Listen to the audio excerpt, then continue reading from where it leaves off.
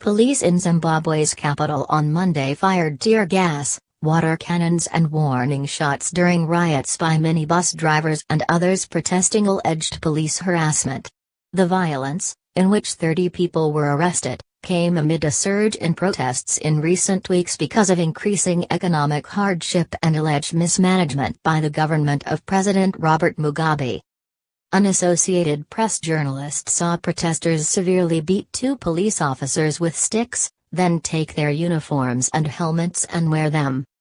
The riots come before a planned strike Tuesday by state hospital doctors and other government workers who said they will protest the government's failure to pay their June salaries on time.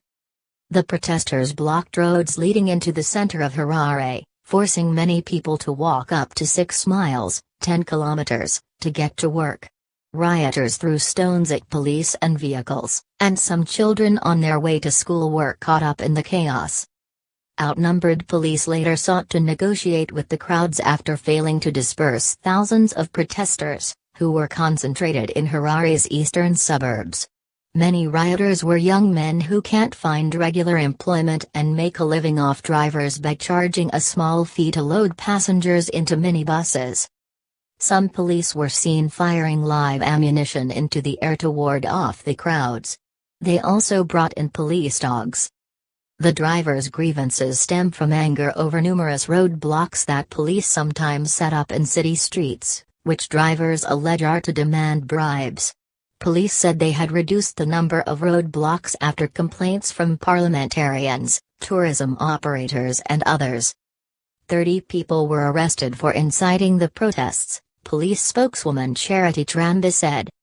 "We have information and intelligence on the identities of some criminal elements who are behind the social unrest," Trambi said at a news conference. Such acts of defiance and clashes with the police are rare in Zimbabwe, although the government deployed the army against 1998 riots over soaring food prices.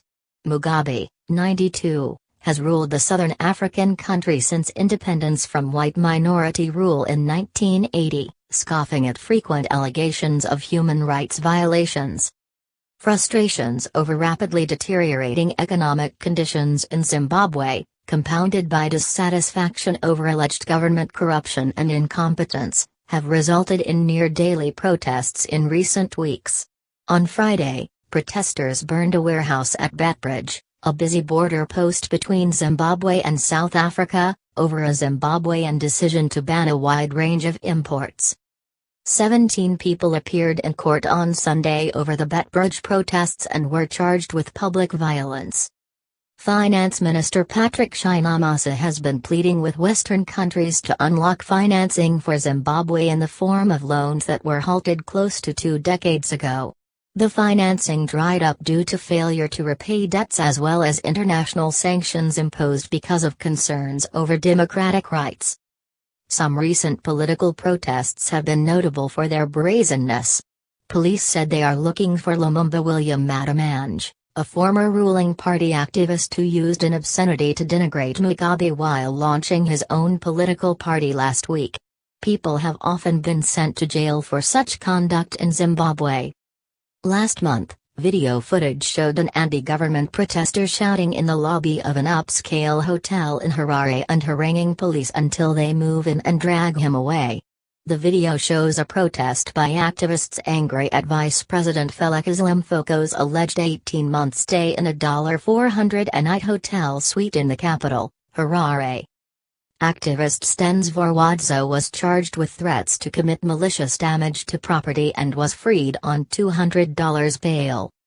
The majority of Zimbabwe's citizens survive on just $1 a day, the official statistics agency says.